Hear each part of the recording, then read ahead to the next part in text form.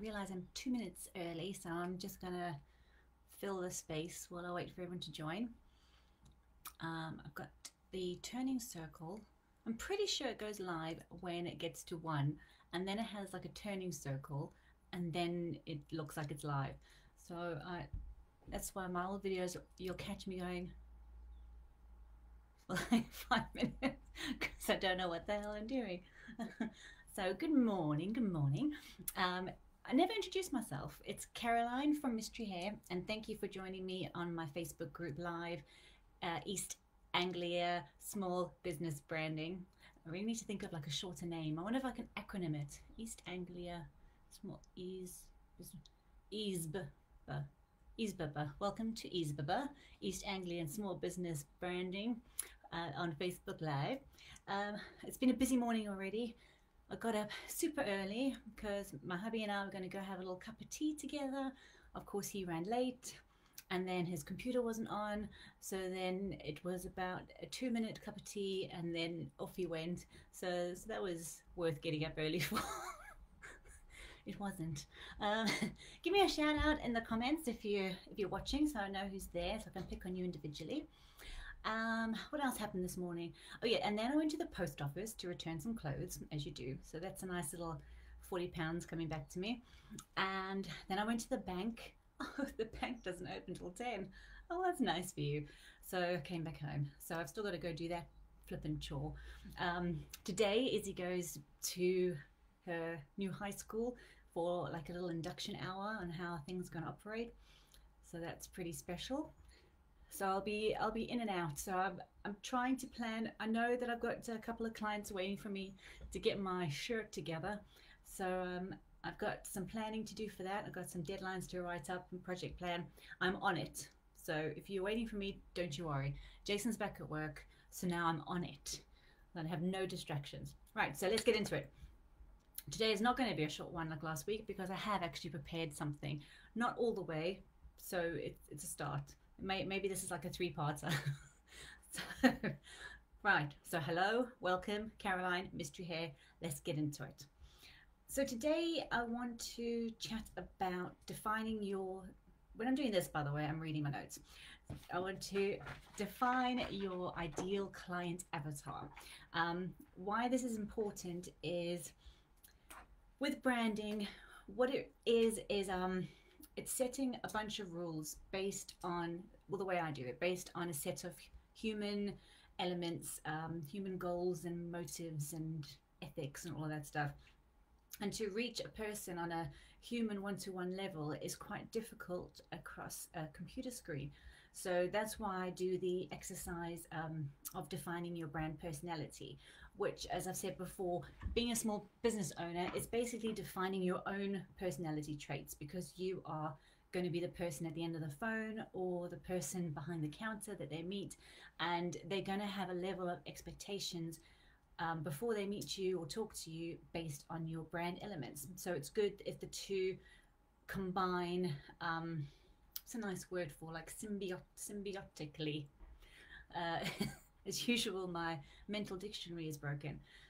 So by defining your ideal client, that's a part of defining the type of people that you want to work with, that you know you're able to help, and just listing it down. So it's all part of branding. It's all kind of figuring out like who do you best serve, because there's no point in breaking your back trying to get customers that just have no interest in your product.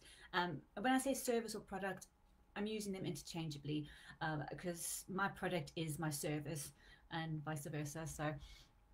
So when I say one or the other, just imagine your product or your service in place of that word. Does that make sense? Okay, so the best place to start is if you're a new business, but you've been going for a little bit and you've actually got a couple of loyal customers, or even just a couple of customers you really love working with. Start listing down who they are, and that means who they are as a person. So what you're trying to figure out is a set of demographics that that you might have in similar with. Okay, hold on. So you might have a few customers and they have a bunch of similar attributes that are like your your magic story, that the type of people that you can go for. So if I give you an example, if you don't have any, hold on for the example, if you don't have any clients, you're like super new, um, and you're thinking, who do I want to work with? What I found growing my business is that the type of people I worked with have similar stories to me. And that is because I can really relate to their story. So it would have been female mothers trying to create their own business for themselves. And these are all the things that we share in common. Trying to juggle being a parent, being a wife, perhaps, I mean, some of my friends are single, trying to juggle maybe a part-time job as well as, so basically have a lot of things in the air, and they don't have a hell of a lot of self-confidence and belief in themselves that they can do it, and might feel like a hobby business instead of a business. So these are all the things that I had in common with people in the early days, and I would understand their problem and or their challenges, and I would be able to give advice because I'm basically an unbiased person. I have no emotional tie to the decisions that they make, so it's easier for me to make the decisions and give them suggestions if that makes any sense. And then from that experience, I actually found that I was learning from teaching. So these were really good relationships to have in the early days. But obviously you don't want to work with yourself forever and ever and ever. So when you gain your confidence, you start branching out. So I've started listing. So I don't know if you can you see it? I think I showed you this last time. So basically this is my client avatar, and as you can see, it's pretty much based on me. So that's where, hold on, there we go. So that's me, sort of. That, oh, I can't go the right way. This is, she has a little daughter, I am a daughter, she has a dog, I have a dog, and she has, oh, I have to work backwards, and she has a hubby. So there's Jason, although I don't know why I've put him in a shirt and tie, but I have put him in jeans. So there's some sort of like a crazy fashion choice going on there. And basically what I've done is I've gone through and I've made up stories about it. I've given her a name. Her name is Olive because that's one of the first names I had listed for Izzy. It was one of the first names I really liked until everyone poo-pooed that idea. So then I learned quickly, never tell anyone the baby names you're thinking of when you are pregnant. So I've listed down things like, and these are stuff that I'm proud of about myself, and also some aspirational things. And I'm always trying to think of this. I know it's similar to me, but this is potentially the person I'm going to work with. So she has integrity, a sense of humor, striving for high quality and thorough work. So she works really thoroughly. She wants to complete this job to the best ability that she can. So stuff might take her a bit longer, but she does it really well. So hopefully I follow those things. And so I've done things like she's motivated really strongly to contribute financially to the household and to be an inspiration or an example to her children. So that's the type of feelings that I have, where sometimes it's really difficult to focus on, like, okay, you know, it could be so easy for me just to be like a stay-at-home mom and just do that, and you know, who cares about my degree from college or university. Now it's changed to a university, so I'm a university graduate apparently. and so that reminds me that I'm not just doing it for myself, I'm doing it to show my daughter that she can aspire to be whatever she wants, because she has an example close to home, in her home, to strive for. So that's really good to serve yourself as a reminder. Now, just to remind you that these traits, I know that they're pretty much about what I think of myself, but these are the qualities that I understand. So I'm starting to build a picture of a potential client. I can put things down like her challenges. So perhaps she has low confidence, feels overwhelmed because she has so much to take on. She believes in her business and the good that it can do for her clients, but unsure of the path to take that will ensure or assure her success. So this describes a lot of the women that I work with, or at least the women that I worked with in the early part. Um, and it's, you know, as a small business owner, you have to take on everything. And a lot of the stuff isn't your comfort zone. It isn't something that you've ever had to do before, and you just want to do the thing that you do. But being a small business owner, you can't just go into hiring a whole company of people to take care of the stuff that you can't do. You have to do all of it, and it's valuable because it's going to add to your experience and understanding of your business as a whole, so that when you get big enough, you know exactly how to hire and what those roles are going to be. But it's tough. So by putting that down, it means that I understand the challenges that my ideal customer faces, and potentially how I can resolve that for them. So then I've kind of put down some stuff about that she's got work experience. So she's actually been in, you know, the industry, or she's been an employee at some stage, so she has that level of understanding. She hasn't just come to building her own business straight out of school, so there is that work experience that she has. um, and she wants to be freed up to devote to her family and the needs of her business, to move it in the right direction. So what that means is that she wants to be able to separate and have a work-life balance. So by gaining a level of understanding of her business, she'll then be able to focus on what to give her energy to in the business, and then be able to give her energy back to her family the other half of the time. Um, let's have a look what else I've put. Okay, so I've put down that Olive needs help and guidance and empowerment to believe in herself. So that's what I love.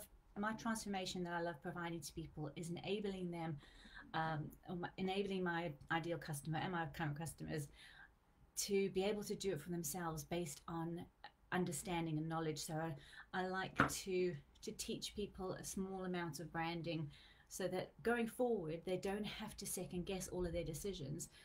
So that's why I provide, when I do a brand identity or a logo, I will provide a mini set of mini guidelines, which is basically, these are the colors I chose for you and why, these are the fonts I chose for you and why, an example of the logo, and then sometimes during the process of the logo I'll have it in situ. So I'll show you, like, this is how it could work on a business card, or this is what it would look like as a website mock-up type of thing. And what these things do is, during the process, it starts to teach my customer that, oh, okay, without spelling it out for them and spoon feeding it to them, that they'll understand that, all right, this will look good in this kind of a layout. So perhaps that's also the rule for a flyer. So on a web page, you know, it'll be at the top header. So then my customer can think, okay, if I design a flyer, maybe the logo will be at the top. And you kind of start drip feeding this information. And as you go through the process with me about branding, then I start kind of talking to you and explaining things on how your brand works and why. And so then the decisions are made through learning, so through knowledge. Hope you're all still with me. Thank you if you are. Don't be shy to drop a little hello in the comment box, so I know that I'm not speaking to tumbleweed. All right, so I've also put a note about networking and referral. So again, this is something I found in myself, that Olive is supportive and empathizes with other women in her position. Now, this is important to note, is your empathy in your clients' challenges. You've been through it before, and don't underestimate the knowledge and the experience that you've gained through going through the same stuff as your clients have gone through, because it means that if you've come out the other end of it, that you can provide that teaching. You can basically share your knowledge of coming out and help them to gain the confidence to try, because it's so much easier to do something that someone has done before, because you have that assurity that it's gonna work. So if you've gone through something, you've managed to resolve it, you know, you could give that advice to your clients, because you care about their business and their growth, because it's ultimately going to be beneficial to you as a service provider or product seller, because they're going to want to, if you've given them more than just selling them a product, then they're going to want to be your advocates. And that is a really important relationship to have, not just having a client, but having an advocate, because then you've got word of mouth, which is super powerful, especially if when they speak, they have people that listen. And if they just say, work with Caroline, it's like a big deal, because that person is trusted by their group of people. So networking and referrals are super important for the growth of your business. So basically, don't be a dick is my advice. Right, so let us break it down. I mean, I've started kind of planning out how her workday looks like, the places that she hangs out. So I've started kind of breaking it down, but let us close my little book and have a look at the notes I've made. Right, so there's loads of marketing tips and stuff out there, and marketing can be a bit of a minefield if you go straight into it cold. So my advice would be to perhaps learn teeny bit by teeny bit. So do a search that is relevant to the problem that you're currently trying to solve. Don't do a wide search of what is marketing, because you're just going to be inundated with so much information that you're going to feel like this is an impossible task. Whereas if you think about, okay, I'm going to use my friend Rowan as an example again, because we are right at the beginning of working together. I say working together, I've forced myself upon him and he has no choice. He will be working with me. So that's Rowan Green at onepump.co.uk. Hello, I can see someone's watching, so that's good. Drop a little hello in the comments. So we've been chatting informally about his brand, and one of the things that he struggles with, which is what we all struggle with in the early days, and even now when we grow a bit more, is the marketing. Like, how do we do it? And I think that's because the word marketing has got all of this baggage that comes with it. Every time I say hello, when I see a one eye, like, you know, like an eye with a one on, they just disappear. Like, I don't mean to scare you. I'm just, you know, encouraging you. Like, feel free to drop questions and comments in the comment bar. You don't have to go. Anywho, I think marketing from history has got a negative connotation. It's about, you kind of put it next to cold calling and aggressive marketing and you know, pressure filled selling, and that is not what I mean by marketing. Marketing to me is basically measuring your success, or measuring the response that you get from promoting to a set group of people, perhaps. And that's really important to understand the difference, because nobody responds well to pressure-filled purchasing. I mean, you might get them in the first go around, but then you'd have to find a whole new set of clients every other time, because they're not going to fall for it again.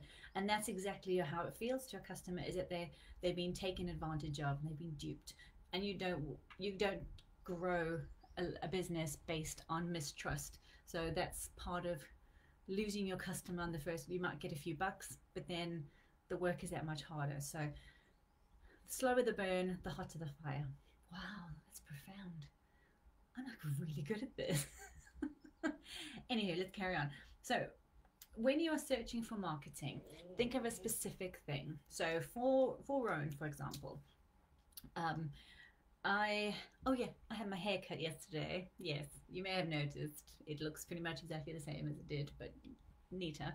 And I went to my favorite hair salon, The Egg, which I think I love it just because it's called The Egg, but it's incredible. So this is in Norwich, and I was lucky enough to have, I'm pretty sure it was the owner. So I thought that the lady on the phone said Nick, but then when I looked up on the website, he looked like Mark. And knowing me and my names, it's probably Mark. So anyway, we spent the whole time talking about everything. Politics, which is like, I know, politics. Trump, obviously, Black Lives Matter, the movie 13th, and family and religion. It was deep, y'all. It was so cool.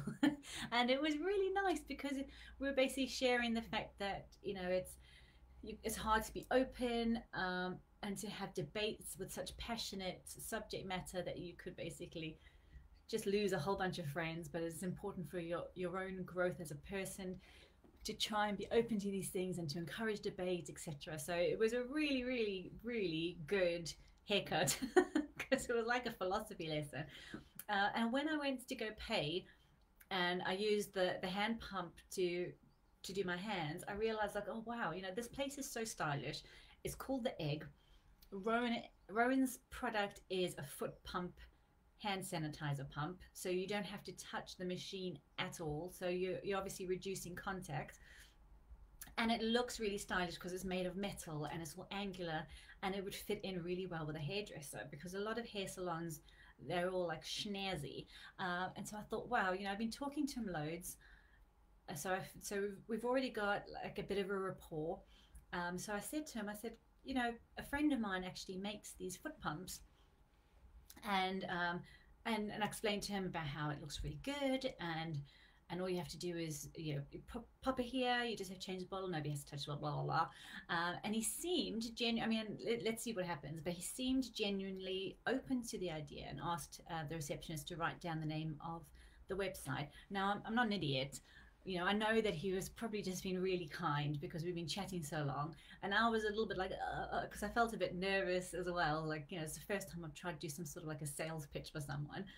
But then I had a think, and I was like, what, this could be really good for starting some sort of a marketing campaign for hair salons, and like those barbers that are like Swagger Jacks in Norwich. There's like super elite and high end, and you don't expect some floppy little rubbish hand sanitizer just plopped in the end of the table. You want something that's a little bit more thought out because it's within their brand. And this virus thing is probably going to be with us for a while. At least the practices of protecting ourselves are. So this could be a good opportunity to create like a working relationship with Rowan and this guy from the hair salon, Mark. So I told him the URL. He wrote it down, or she wrote it down. At least I hope she did. And then I followed it up by telling Rowan about it, finding Mark on Facebook, and then I realized, because it's Norwich, that we have a friend in common. So I've like messaged him saying, oh wait, I can't believe blah. Just to let you know, thank you so much for the haircut. And in case you needed it, here's the website. And his name is Rowan, and he's a lovely guy.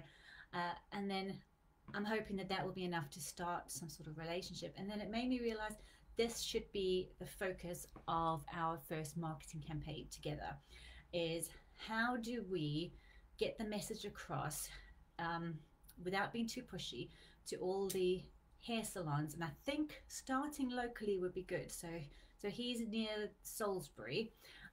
So I think by looking at Salisbury as a whole, so that he can start thinking about community-based relationships, and then he can start going out, because it's a really good area. I mean, I think close to where he stays, I think you've got the Berkshire end of stuff and the Hampshire end of stuff, which I know because that's where I used to live. So I know a lot of the places around there.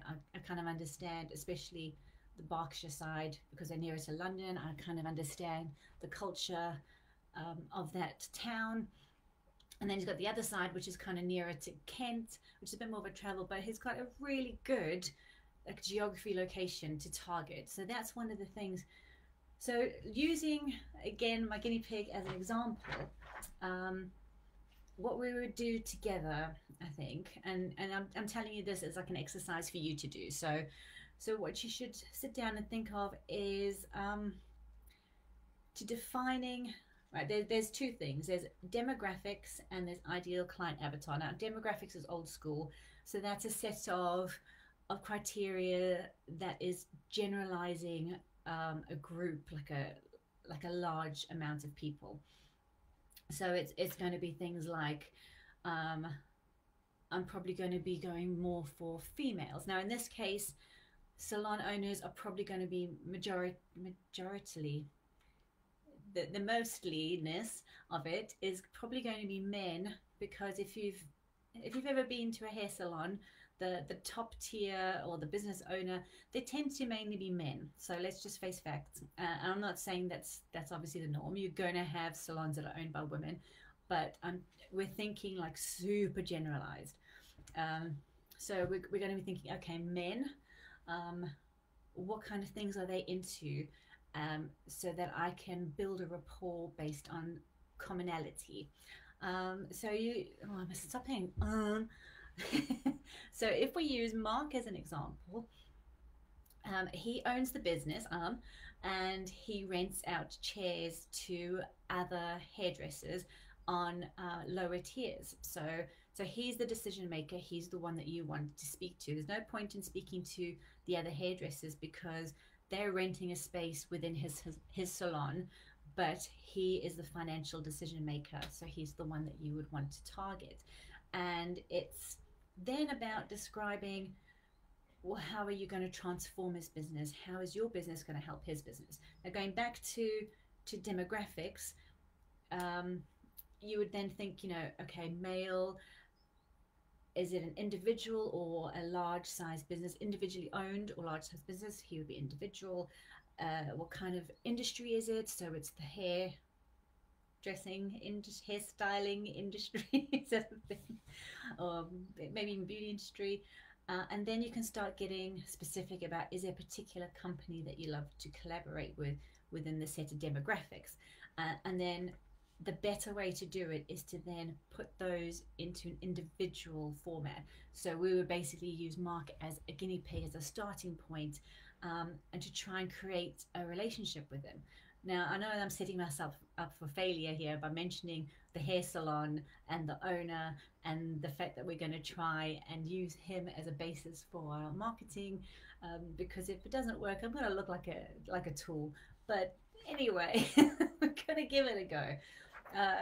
Right, so next we're going to talk about the transformation to their business and to their lives, because you've got to realize that small business owners, this is their life. They have taken the plunge in risking and deciding to own their own business and run their own business. So it does bleed into their lives. So you've got to think of them as a person rather than a demographic. So I've got a few that I started writing down. Does the transformation that you provide, does it save them time, money? Does it increase their productivity, bring them more revenue, help them be more successful, give them more confidence and self-belief, help them to attract more customers? Now, it's a tricky one. When we use our guinea pig example, I'm not sure that any of these are really relevant, but what it will do is it will enhance his brand, because like I said before, instead of having this cheap plastic bottle, I mean, you still have the cheap plastic bottle, but it's going to be within a system. So it's going to look stylish. It's going to match the look that he already has in his salon. If he chooses the black version, then that's even better, because obviously it's a hair salon. Hair salon owners tend to like a lot of black, a lot of wood, exposed brick, just like really stylish, beautiful looking stuff. So that's going to enhance the customer experience. And it might seem like, this is one stand in a big room full of stuff. How is this going to make a difference? But this is going to be the first thing that customers come in to experience. They can be encouraged to pump their hands. Oh, that's really wrong, but you know what I mean. Sanitize their hands, and then when they go, it's going to be right by the till. So when they go, they can sanitize their hands again. And what it says to customers as a business owner, it's like, I'm a business owner. I care about your needs. I've thought about every possible complaint that could happen. And a lot of people might not like touching the hand pump because it might feel like, what if there's COVID on? There's a whole sense of irrational fears perhaps around it. If it's even one of those worse ones where you have to actually hold the bottle, tip it over, and it's been standing outside and it's gotten dust and it feels crusty, you don't have any of that. You don't have to touch this machine at all. So it's going to show that the business owner really cares about every part of the customer journey, from when they come into the salon to when they leave again. So it's kind of rounding off and finishing off a customer experience. And if you think about it like that, it's like, wow, like my hand sanitizer pump is actually creating a huge difference to this client's business and life. So it's good to kind of think about the story and think about your transformation you provide, because then that helps you focus in on the message and on how to not convince, because it sounds like you're kind of hypnotizing, but basically to just create a receptive audience member, and also to just soft sell and just say, if you want my product, this is what it'll do for you, if you haven't figured it out already, because sometimes it's not logical when your mind is so full. So here are the benefits, and if you want to order one, then you give like a really easy call to action. So let's move on to the next bit. I'm not going to go much longer. I think this is going to be my last one. Two more. Okay, so then this is about platform. So in the old days, so about 5-10 years ago, so long ago, you would think about, like, marketing would be, okay, what magazine does my customer read? If I can't afford TV advertising, which, let's face it, it's ridiculous, then the next best step is newspaper and magazine adverts. So it's, okay, which magazine is my customer most likely to read? And then get your advert in there, make it applicable to the magazines, because you are talking to a receptive audience member who is into whatever category this magazine falls into. So you would choose, let me try and get an example. All I know of is like the beauty and the graphic design magazines, like Photoshop magazine. So that's not helpful. So there might be some sort of like a manufacturing industry type magazine where Rowan's product would fit in, and then for him to stand out within that magazine, it would be going against what is expected and maybe making an emotional story out of it. So nowadays it's kind of similar, but it's not based on print, it's not based on newspaper or magazines. It would be based on what platform do they frequent. So now you're looking at social media, and this is why social media marketing is so important, because you've got to think about, okay, which social media my client's going to be hanging out on. And now that you've got someone specific to focus on, so we're focusing on a hairdresser owner, hair salon owner, where is he most likely going to be hanging out? And if you start thinking about, well, obviously the best thing to do as a hairdresser is to promote images of before and afters of haircuts, obviously, because you want other customers to see the transformation that you provide to them. So you've got that, and also perhaps inspirational images of what is the latest style to show that you're an expert in your field. So the logical thing is Instagram. So what you would then do is go and see if you can find this particular customer on Instagram. He'll most likely be listed on there as a business, so you go find his business Instagram page and you follow it, and then you go to the next one. Facebook is still the largest social media platform, so you go there. LinkedIn, you check, would he be in there? I mean, he might do if he's trying to collaborate with other hair salon people, so basically hairdressers that would want to rent a seat. So he might be on LinkedIn, so he can reach out if he needs to fill a chair to grow his business. Then he might advertise himself on there. So he might also be following a bunch of groups on there where, like, budding hairdressers have just graduated or something. So by defining your ideal client, you can see how it makes it so much easier to find him, and then you can find other people like him. So you're basically learning, okay, well, this is where this guy hangs out. He's obviously going to be part of a lot of peer groups, so I can probably reach a lot of his peers, and by using him as a guinea pig, I can learn about the people within my geography, within my location. So now you're not just talking about platforms, you're talking about growing from a community-based marketing idea, and then you can grow bigger. And what that does is it gives you that sense of community that we've discovered that we love during this COVID period. So I hope that makes sense. I know I've kind of like rushed through a lot of these things. I'll put up a blog soon, because basically I'm reading from my blog notes. So this means it's pretty much done. So I'm just gonna like flesh it out and make it look interesting. The other thing I wanted to discuss is the difference between ideal client and tribe. So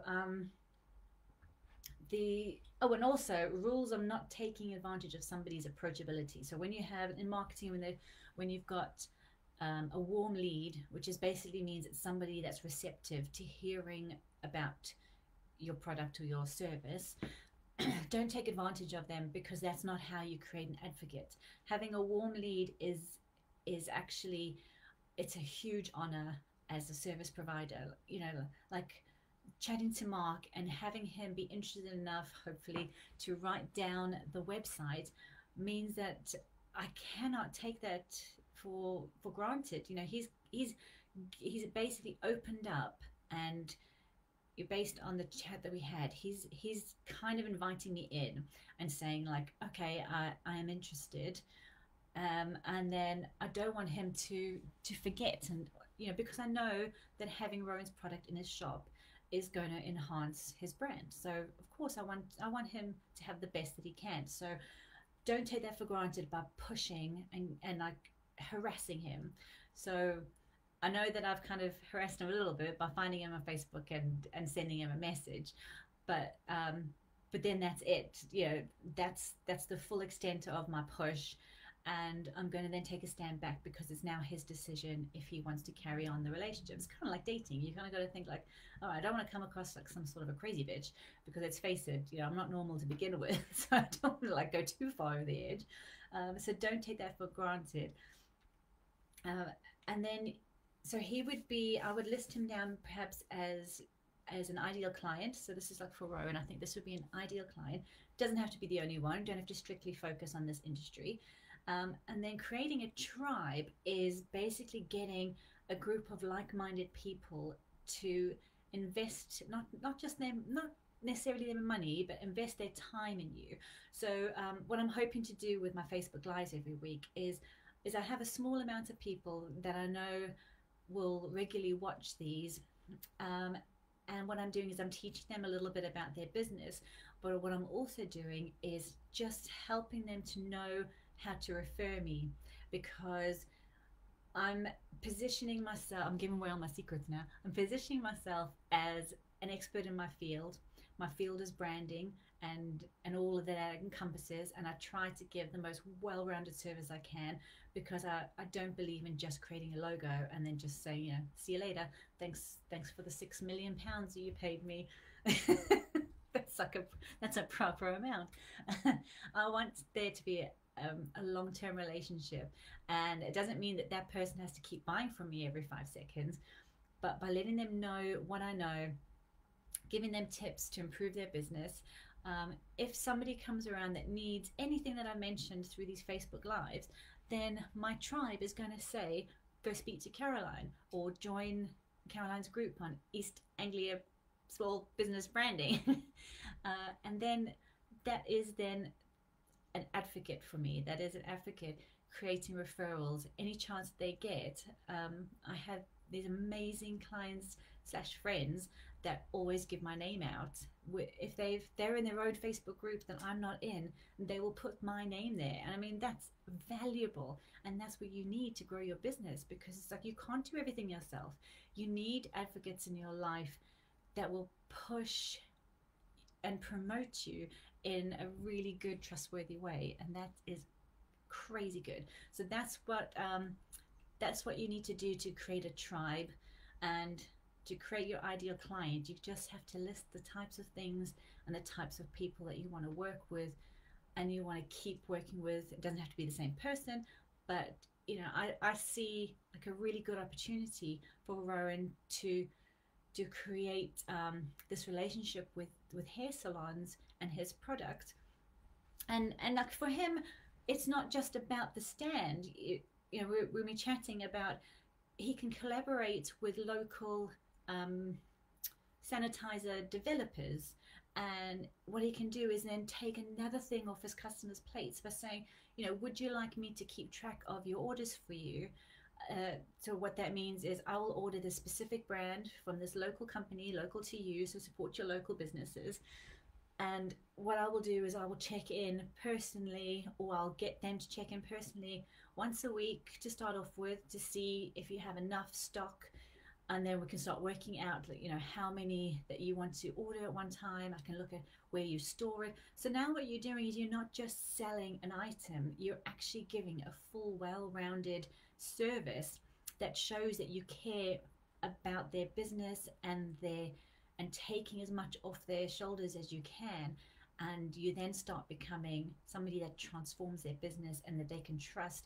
And you'll be surprised at the type of doors that then open that maybe you wouldn't have even thought of. Somebody might trust you enough to say, oh, well, have you thought about creating child size pumps?